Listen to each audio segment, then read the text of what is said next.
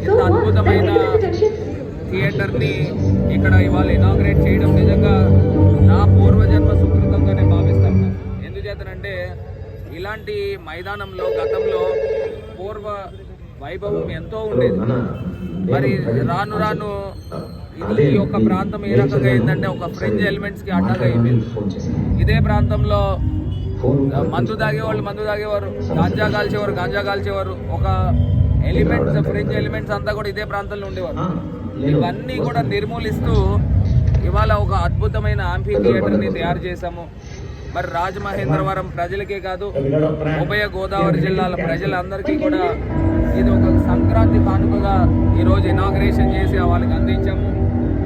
మరి రానున్న రోజుల్లో కళలకు పుట్టినిల్లైన రాజమహేంద్రవరం సాంస్కృతిక రాజధానిని ఇక్కడ ఉట్టిపడే విధంగా ప్రజలకందరికీ కూడా చాటి చెప్పే విధంగా ఎన్నో సాంస్కృతిక కార్యక్రమాలను ఇక్కడే ఏర్పాటు చేస్తూ ప్రజలకు అంకితం చేయనున్నామని కూడా ఈ సందర్భంగా తెలియపరుస్తూ, మరి రానున్న రోజుల్లో పార్టీలకు అతీతంగా నగర ప్రముఖులందరినీ కూడా ఆహ్వానించి ఒక హైటీకి ఇక్కడ ఆహ్వానించి ఈ యొక్క ఘన చరిత్ర గురించి చాటి చెప్పే విధంగా రానున్న రోజుల్లో ఒక కార్యక్రమాన్ని కూడా తలపెట్టి ప్రజలకు అందరికీ కూడా ఈ యొక్క మైదానాన్ని, ఈ యొక్క ప్రాంగణాన్ని, సుబ్రహ్మణ్య మైదానము, అదేవిధంగా గరికపాటి రాజారావు గారి యొక్క కళావేదిక వీరిద్దరికీ కూడా చిరస్థాయిగా నిలిచే విధంగా ఈ యొక్క ప్రాంగణం ఉండబోతుందని కూడా ఈ సందర్భంగా తెలియపరుస్తూ ఇది రాజమహేంద్రవరం ప్రజలకు ఒక వరంగా భావించాలని కోరుతాం.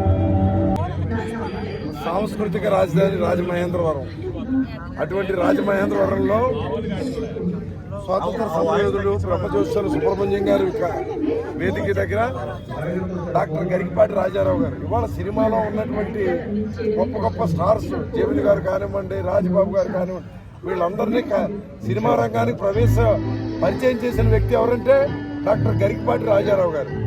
అటువంటి వారి కళావేదిక మీద మరి ఇవాళ గౌరవ పార్లమెంట్ సభ్యులు ఒక మంచి ఆలోచనతో యాంఫీ థియేటర్ ఇవాళ మనిషి మానసికంగా అనేక సమస్యలతో కొట్టుమిట్టాడుతున్నటువంటి సమాజంలో మనిషికి నిజమైన ఆనందం, సంతోషాన్ని కలగజేయడం అనేది అన్నిటికన్నా గొప్ప వరం. అది ఇవాళ మనం కోటాను కోట్లు ఇచ్చినా మనిషికి ఆ డబ్బంటూ ఉంటుంది కానీ తృప్తి కలగదు. మనిషి మానసిక ఆనందాన్ని కలిగించడం అనేది ఒక రాజకీయ నాయకుడిగా మరి గౌరవ పార్లమెంట్ సభ్యులు ఆయన కలిగిన ఆలోచనని ఈ మీడియా ద్వారా నేను అభినందిస్తూ ఏం చేస్తానంటే, మనిషి ఎప్పుడు తృప్తిగా ఉంటే సమాజంలో సమస్యలు రాకుండా ఉంటుంది. మనిషి ఎప్పుడు ఆందోళన ఇబ్బందుల్లో ఉంటే సమాజానికి అనేక సమస్యలు వస్తాయి. మరి ఇవాళ ఈ యాంఫీ థియేటర్ ఉందంటే రాజమండ్రి చరిత్రలో ఒక మైలురాయిగా నిలబడుతుంది. దీన్ని ప్రజలందరూ కూడా జాగ్రత్తగా ఉపయోగించుకొని ఇది మనది అనే విధంగా అందరూ కూడా దీన్ని ఇవాళ సామాన్యులు ఉన్నారు, వారికి రోజు ఒక చలనచిత్రాన్ని ఇక్కడ ప్రదర్శించడం అంటే రోజు అతను ముందుగానే మెంటల్గా ప్రిపేర్ రావచ్చు, పలానా రోజు పలానా సినిమా ఉంటుంది కాబట్టి ఈ సమయాన్ని నేను ఇక్కడ ఇవ్వచ్చని.